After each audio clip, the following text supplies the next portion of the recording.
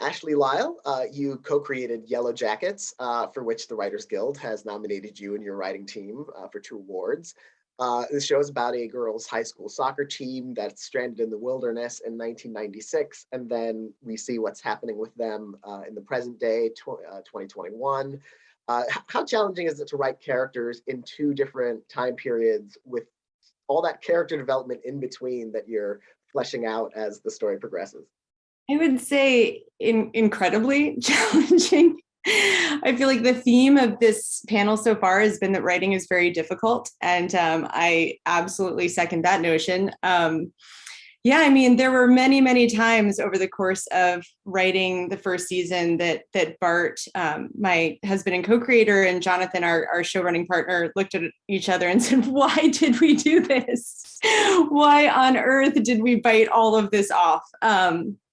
So yeah, I mean, I think for us, first and foremost, the real challenge was with this large of a cast, kind of taking the 2 timelines aside.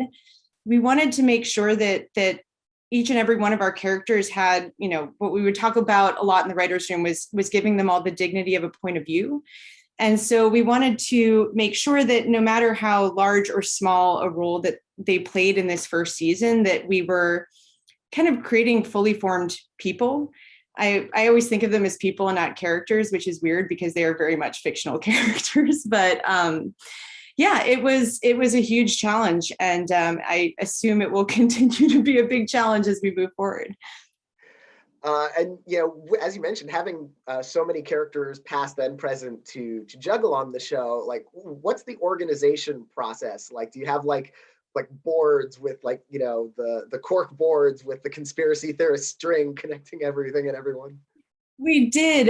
We used Miro this season, which was very new. I had never done a Zoom room before this room, and so not the biggest fan of having to do everything over Zoom. But I guess the one silver lining was that we did discover that Miro was great in terms of just having infinite whiteboard. That's sort of the premise of it. And there was a lot of, colors. We would color code everything. And then we've got lines drawn, it kind of ended up looking like a crazy murder board.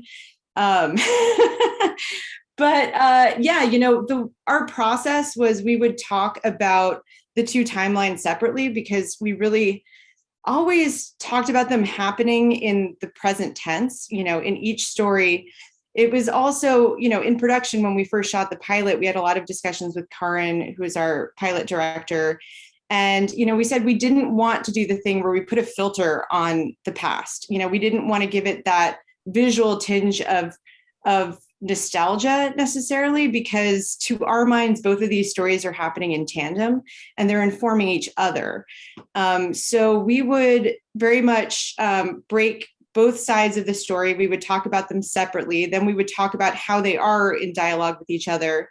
And then we would, break the stories and card them and weave them all together and just try to, really it comes down to instinct as a group as to, if they are working well structurally with each other. And what interested you in telling this kind of Lord of the Flies kind of story with this group of women, which is the main difference between that and the Lord of the Flies story we're used to hearing? Yeah, I feel like it's become very de rigueur to gender flip traditional stories, and I think sometimes that's really interesting. Sometimes it feels like it's just kind of a thing that you can do. But to our minds with this one in particular, Bart and I had been working on Narcos, and it was a great experience. We loved being in that writer's room. But it's a world that is sort of defined by machismo, and we were really interested in telling a story about women.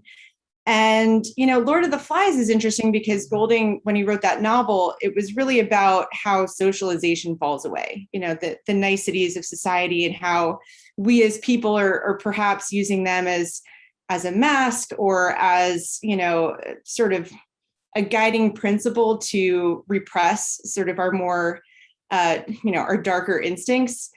But to my mind, women are so much more powerfully socialized than men are and than boys are.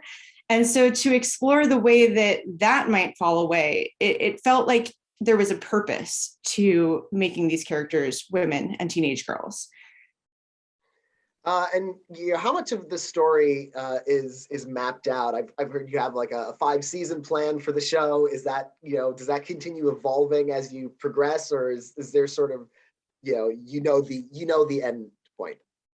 Everything evolves. I will say that we deeply regret ever publicly saying that we had a 5-season plan, because of course then people go, do they really? And what, are they going to drag it out? And so there's a little bit of regret in stating that publicly. But, as I think everyone on this panel understands, when you're pitching a show, you really have to prove that that your story has legs, that you have places you can go.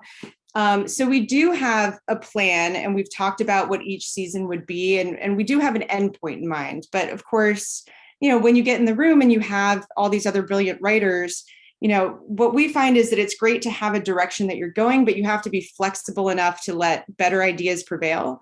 So I would say, even in the first season, we had certain ideas that we knew we wanted to get to. Jackie's death was something that we pitched in the original pitch for the show, and we knew that was her death and her friendship with Shauna was going to be, kind of the narrative skeleton of the first season. But there are a lot of discoveries that you find along the way, and so our goal is always to let the best idea win. And you're telling a mystery story, and this mystery has this kind of long kind of growth and evolution over the course of multiple seasons. Like, how much do the actors know, and like, if if the actors don't know everything of the future of the show, like, how do you kind of bring that authenticity to their characters and performances when you know more than they know? It was really interesting because our actors have very different styles and processes. And so certain members of our cast, like Melanie Linsky, wanted to know everything. So she really grilled us early on. And I guess we gave her good enough answers because she signed on for the show. Whereas, Tawny Cypress, for example, her thing was that she only wanted to know what her character knew. So we had to kind of adjust in terms of what we were telling different people. And of course, there were a lot of theories running rampant amongst the cast, amongst the crew.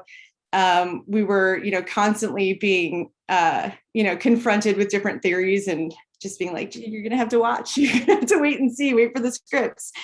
And, it's also interesting as writers because as you know, the story can change even over the course of a season. So we wanted to give our actors enough information that they had that, to inform their performance. But at the same time, you never want to make a promise that you're not going to keep, so sometimes the details may change and you don't want to throw somebody completely off by having told them that something was going to happen and then it shifts in some, small way or larger way that then they go, what happened to that? So, it is a little bit of a balancing act, but we never want to hide anything from our cast. That's not the way we operate. So, it's a process for all of us. And how do you decide what to reveal and what to keep from the audience? Because, over the course of the season, you had a lot of mysteries and cliffhangers that were introduced in the first season finale. Also a lot of questions answered. How do you balance that? I mean, if I knew, I would be a different person, I think. Again, you have to go by feel, and it's whenever you're creating a mystery, you're really walking a tightrope, because if it's too obscure or if you hide the ball too much and then the answers to the questions you're posing come out of left field, it feels incredibly unsatisfying. But if you make it too obvious and you plant too many clues, it's also unsatisfying. So you're trying to find a way. And it's interesting, watching viewers watch the first season. It was fascinating to see what they latched onto very quickly and what they did figure out very quickly. And then other things that they didn't, actually kind of focus on as much. And so, I know that we had even kind of played in the room with, we talked a lot about trying to put the viewers in the subjective viewpoint of our characters. And part of that, because these are women who, went through an incredibly traumatic experience, we wanted that sort of paranoia and the sort of false pattern recognition to be something that our audience was experiencing as well. And one thing we had talked about was the character of Adam and who he might be. And we always knew that we wanted him to be sort of a person who's just simply in the wrong place at the wrong time and falls in love with the wrong woman. But we had talked about, what if the audience thinks that he could be Javi grown up? And, we kind of toyed with that, but we thought it would be a really obscure concept. And then by episode 3, Reddit was like, it's Javi, it's got to be Javi. And we were like, whoa, we did not see them coming to that conclusion that quickly. So yeah, we just tried our best to create a mystery that was compelling, and that sometimes, we felt like the simplest answer was actually the correct answer. And so we, but at the same time, if it's always that way, you're going to really, your audience is going to get ahead of you. So I think we'll continue to be striking that balance always. Well, congratulations on your Writers Guild nominations and the first season of the show and the second season of the show that you've been renewed for. It's been a pleasure talking with you about it. Thank you. You too.